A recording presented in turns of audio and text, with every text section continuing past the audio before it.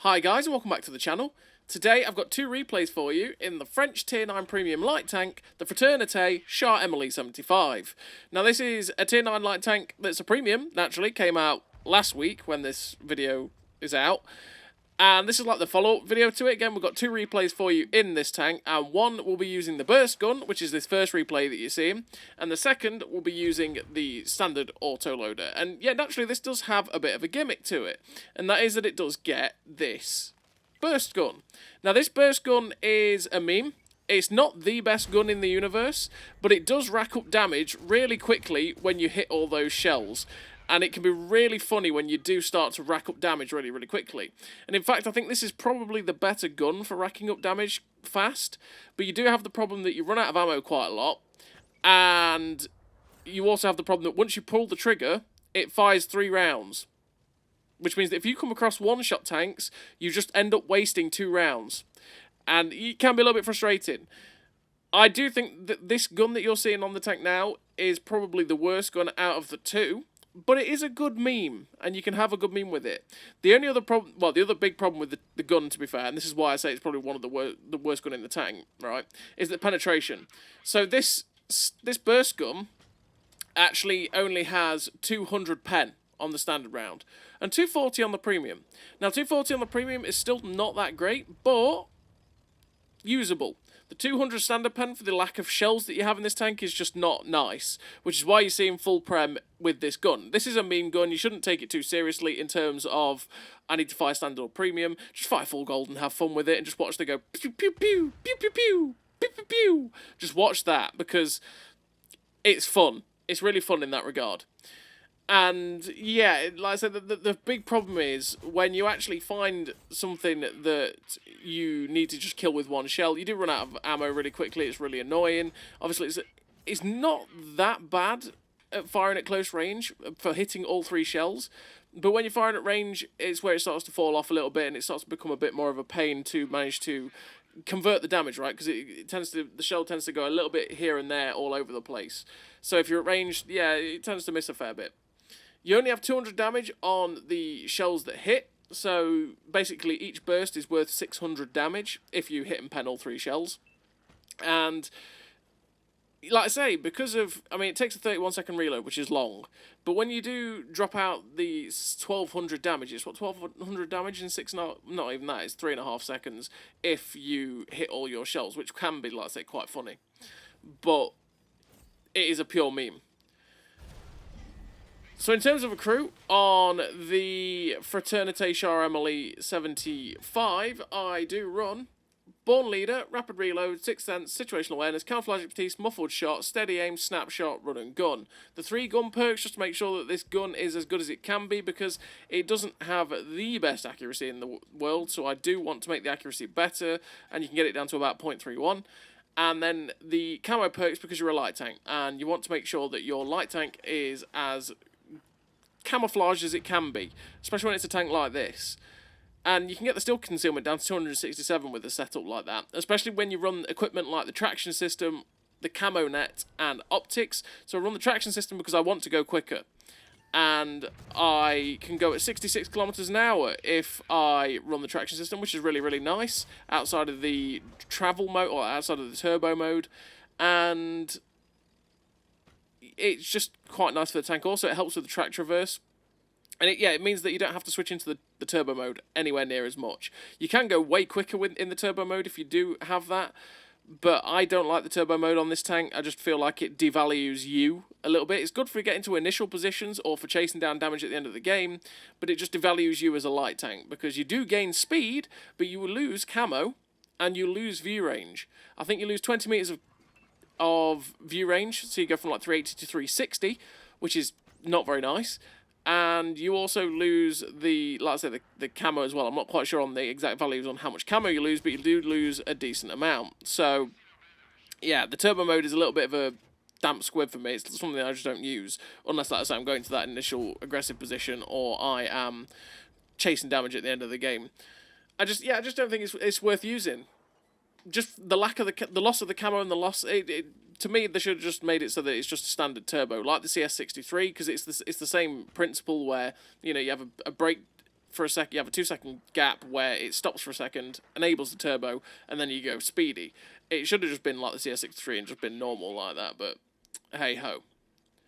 So as you can see so far in this game, we have amassed 2,892 damage with 2.1k assistance, and we're just in a bit of a stalemate at the minute, which is not nice. We end up taking a clap from the heavy tank at the back, which is really sad, which is the Progetto 66. I'm just now looking for the shot, and as you can see, we have his drive wheel, and every single shot, that is so satisfying when that happens.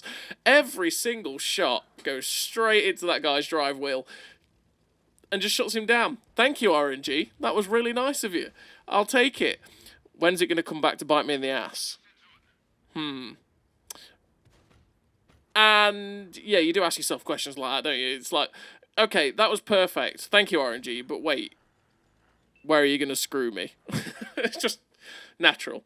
But as you can see, we've got some side shots into this Centurion AVRE, and the other heavy tanks, they're sort of pushing a little bit on that heavy tank flank. But they're not, well, they just get unspotted, and I decide, yeah, okay, this is not looking good at the minute. It's 10-8 to the enemy team, so they're 2 tanks up. What do? Do I go and try and get some shots into these guys, or do we try and clear the guys that are on our flank away? We're probably best to try and get rid of the guys on our flank, and if we can, that'd be great. So we see the Minotauros over here. There's the 4005 at the back as well, and this Death Star. The machine is going in. I'm thinking, do I go help this machine? I think I should. If this machine is going to cause a distraction, well, we may as well go in and help and get rid of these people. So this Death Star is looking at our machine, and they are all looking at the machine as well. So it's like, well, okay, don't mind if I do. We get three of the burst in. That machine gets arted, but we do get the final 3 shells in to shut down the Death Star. And now that Death Star's gone, that's one big gun out. The Minotauro gets shut down by the IS-4, and there's also that 4005. But I know once I've reloaded, I could go in and try and surprise that 4005. He's the only one left on this flank, as far as I'm aware. So what I'm going to do is I'm going to take the one line and use the bushes and my camo to good effect, and hopefully stay unspotted, spot the 4005, and get to drop my 3 shots, or just get to drop my burst into this guy. So we're going to pull up behind a bush so our camo is as good as possible. We get 3 shots in there, all 3 hit and pen that 4005. We're just trying to relight it up again, and he's just unspotted the minute. There he is. It's like, hello, Mr. 4005. This is now your doom. He knows it, and he's gone. So that gets rid of the final threat on this flank. We know where the artillery is. The artillery is at 8-2. He's next on the hit list. But we only have 12 rounds left. We have 2 sets of burst. By that, I mean 2 clips of burst left. That is all we've got, which is really awkward because, yeah, I did have a game, and you'll be able to see it on stream, where, in one of the streams, I think it was the stream where I was showing this off on the French Cold War tanks, I ended up running out of ammo, which was really frustrating, and we lost the game purely because I ran out of ammo, and we died to a Foch while we were trying to cap. Yeah, this thing does run out of ammo when you're using this gun quite easily. So you can see we're going after the Piggy, and it's like, hello, Mr. Piggy, let me just get the shot into you, sir. Oh. RNG came and bit us back in the ass. He just turns full chat and manages to splash us straight in there and shut us down, which is a really sad time. And I'm also an idiot because I left, because I think I was streaming as well in that game. I was streaming, and I basically left and went and played another game. I meant to record the end screen, and I did record the end screen, but I saw it when I was going through my hard drive. I saw a 30-second clip and went, a 30-second clip, what's the point in that? And deleted it. And then it clicked in my brain when I saw that last game again and went, oh, you moron, that was the end screen. So yeah, we ended up finishing with that 5.5k damage and assistance, but we ended up losing that game, sadly. But, hey, you saw what that burst gun can do. And now we're into the second replay, and this one is using the gun that I would probably recommend for most people to use, and that is the more competitive gun, shall we say. It's more competitive. And this gun has 270 Alpha with a 6-shot autoloader with 232 pen on the standard and 263 pen on the premium. Now, the penetration on this gun is absolutely fantastic for a light tank. 232 pen, great. You're going to pen a lot of the tanks you're going to face, and if you struggle, you can just load the 263 pen, and you're going to have a good time. Add to that for 6 shots for 270, the reload's not horrendous. So take it. And yeah, that's really the only difference between this gun and the burst gun, really, but fitting them. The statistics in terms of everything else is pretty much the same. You got 3.5 second intro clip, which is a little bit long, but again, you are a light tank. Similar tanks to this with clip size like this, like the Lorraine has a faster clip, but if you had something like that, you may as well be a medium tank, right? And you'd probably be better than the Lorraine. So 3.5 seconds is just so. You just got to get used to it. The shell velocity on the standard rounds, by the way, is 1,050 with 1,350 on this premium. The premium shell velocity is really, really nice for firing at distance. You don't have to lead too much with that. But yeah, this gun is really nice, and it helps you, again, rack up damage pretty damn quickly. When you do get to clip things out, it's absolutely lovely. I do really enjoy this gun, although that burst gun is a lot of memes and is actually really quite fun as well. I just think this is a pretty decent light tank. Is it the best thing out there in the universe? I don't think so. Sorry, TL7 Black, that was just absolutely atrocious driving. Yeah, do I think it's the best light tank in the world? I don't think it is. I think it's kind of awkward with the way it turns. I think it's awkward with the turbo. But the two guns are really nice. You know, the camo's pretty decent. The view range is a bit sucky, really, for a... Well, I say a bit sucky. It's the same as the 1390, 380, but when you've got other tanks at the tier that are doing 400, 410 at tier 9, and even most of the other heavies and mediums have got 400 view range, it's a little bit annoying for the light tank, really. And like I said, when you've got an asset in the turbo, but then the turbo just devalues your camo and everything like that as well, it's just a bit annoying. So as you can see, in this game, we are on Westfield, which is the perfect map. And there is one tank that is basically on the K line that is stopping us from doing anything. I want to push up to the position at G4, G5, this little ridge in front of us, and that Valor basically meant that I couldn't do it. If you spot me, he just kept shooting me in the ass, which is not good. So we managed to actually snipe the back end of him, shut him down, and now we're just waiting for our reload to come in. We end up spotting a bit of the hill, but we end up spotting the Jagdpanzer as well. And I haven't realised, it's like, wait, what is that? That's a light tank. Oh, don't mind if I do. I'm just reloaded in time. And we shut down the light tank. But we've seen what's happening. The enemy team is pushing very aggressively down the B line. And from the ridges at B2. So what we're going to do is we're going to cut them off. We're going to go with this TD, which is the TL7 Black, and we're going to get ourselves into a position to shoot them as they cross, which is what we're doing. We've got one shot into the E75, 2 shots into his side. We've now got the M103 coming round, and we unfortunately bounce off his lower plate. We're not really going to pen it too easily with 232 pen in that lower plate. We do spot the SU-122-54 as he fires though. We bounce one off him, and we do manage to get the final shot in the clip into that SU-122-54's lower plate, or into his superstructure anyway, which is decent. We're now loading premium so that we could guaranteed go through that M103, plus we're doing it to stop mistakes, and that is, what you could say, mistakes? What mistakes? I've only got 8 shells of AP left. What I don't want to do is load one clip of AP, fire it, and then accidentally load 2 shells, because that is really awkward. Unfortunately enough for there, we loaded just in time to shut down that 257. Now we've got the M103 in front of us, who is our definite next target. We pop up on the ridgeline. We way aimed past him, but thankfully that shot went in. We get a shot into the drive wheel of the SU-122-54, which tracked him in place and got him shut down, which is great. And now we've got 3 shells left in the clip, and the enemy team is starting to get picked off. The Bayer is now getting shot to pieces as well, because we were spotting him up. We managed to get most of the assistance on him, which is nice. We're up to 2.8k damage with 2.4k assistance. We try for the snapshot into the side of that Italian TD's turret, but unfortunately we didn't quite get the shot in. We're going for it again, and unfortunately that second shell just flew too high, and we're going for that third shell, and unfortunately the third shell also hit the floor. It was very slim attempts at a shot, really, to be honest, into that guy, and they weren't always going to work, but hey-ho. That bat tap behind me is definitely worrying me, because obviously he's got a 6-shot autoloader. It's going to hurt.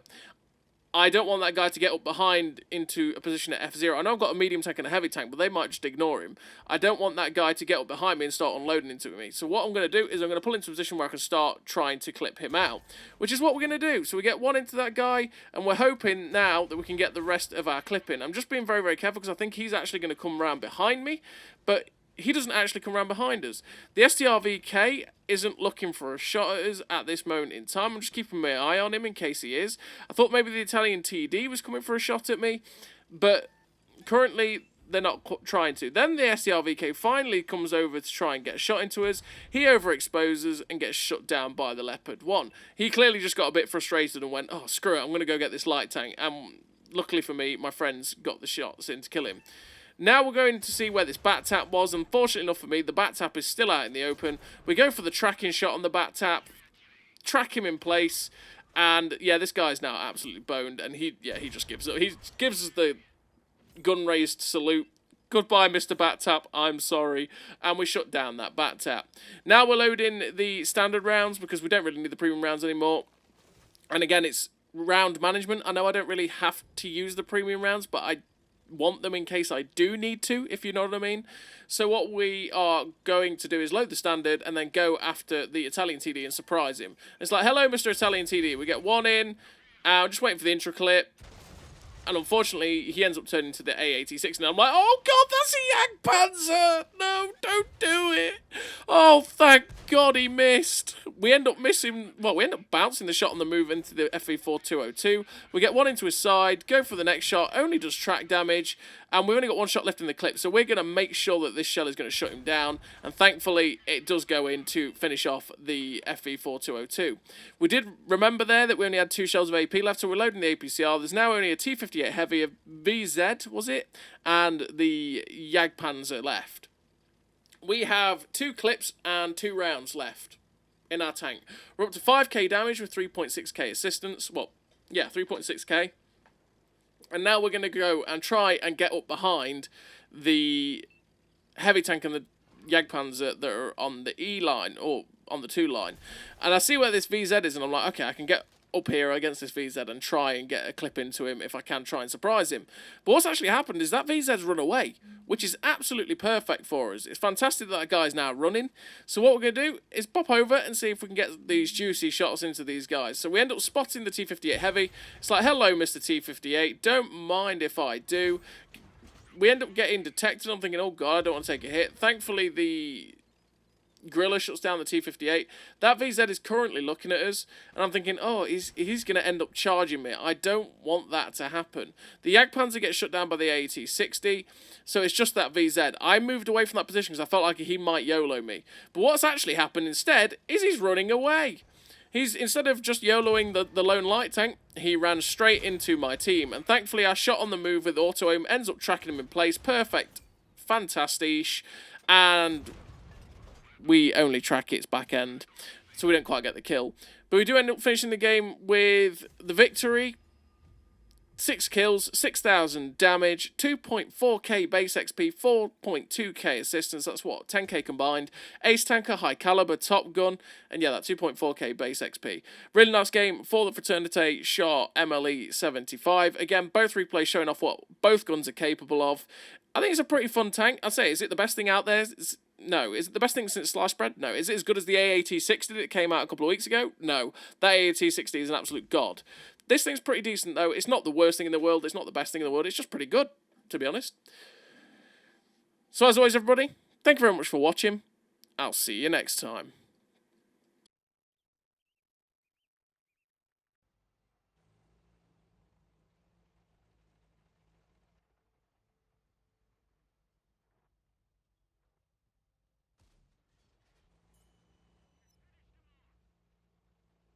Great success!